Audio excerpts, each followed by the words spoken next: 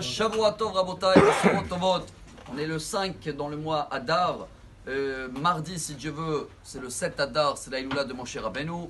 Et la paracha qu'on va lire cette semaine, Tetzavé, ça tombe en général toujours lié à la semaine de la Iloula de Moshe Rabbeinu, où il n'y a pas son nom, comme il a disparu du monde cette semaine.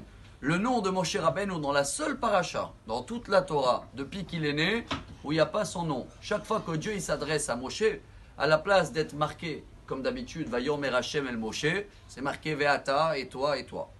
Plusieurs raisons. Le Baal HaTurim, il nous amène la raison qu'on connaît nous tous. Comme dans la semaine d'après, on va lire l'histoire du veau d'or. Et Moshe Rabbeinu, il a fait l'avocat du peuple d'Israël. Il a dit à Dieu, Ve'im ayin mehenina misifrecha asher katafta. Dieu, si tu ne veux pas les pardonner, je veux que tu m'effaces mon nom de ton livre. Même si Dieu il a pardonné, elle dit la Gemara Sanhedrin, page 102, Brit Kruta Lasfataim. Dieu il a donné une alliance à la bouche que, et surtout quand c'est quelqu'un qui est sage, la parole qui sort de la bouche, ça y est, c'est tranché. Et on a vu ensemble, je crois que c'était le Gaon de Vina qui dit, même dans la lettre, Dieu il a attrapé Moshe. Misifrecha, ça veut dire en hébreu, de le livre numéro 20, Misefer Kaf. Et vous comptez depuis Bereshit, et la paracha numéro 20, c'est Tetzavé, c'est de cette semaine. Dieu il a dit à Moshe, comme tu as dit, j'ai noté. On a raconté l'histoire, j'ai revérifié les sources. Malheureusement, une vraie histoire dans le cimetière de Sgoula, à côté de Petar Tikva.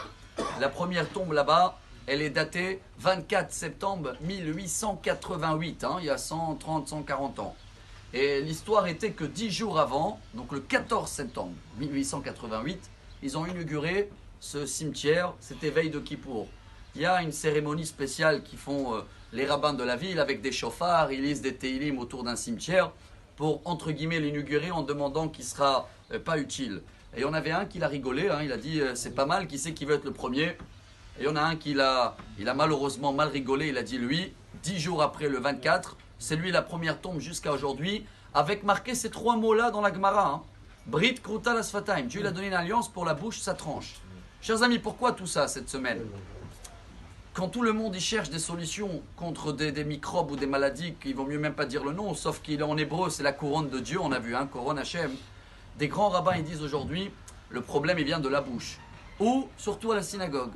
Si on veut que Dieu y prend en sérieux les prières et la demande, alors ils disent, sois sérieux avec moi aussi. Si tu parles à la synagogue, alors je ne vais pas calculer ce que tu dis, mais comment tu veux que je vais calculer la prière? C'est un package, ça marche ensemble. Alors nous tous, on doit travailler, tailler notre bouche, pas seulement dans les paroles dehors. Si on veut que les affaires ils vont marcher, ce sera avec les clients, ou tu appelles des Chinois, ou tu fais des commandes, peu importe. Si tu veux que la personne en face de toi, elle écoute ce que tu dis, il faut que chaque mot sera calculé. Comme c'est pas facile, venez, on démarre minimum à la synagogue. Dans le lieu de Dieu, on va le respecter et on va dire voilà, je rentre, j'essaye de tenir tout ce que j'ai à dire, je peux le dire après. Et si on va le faire, c'est le plus grand hommage qu'on peut rendre à Moshe Rabbeinu.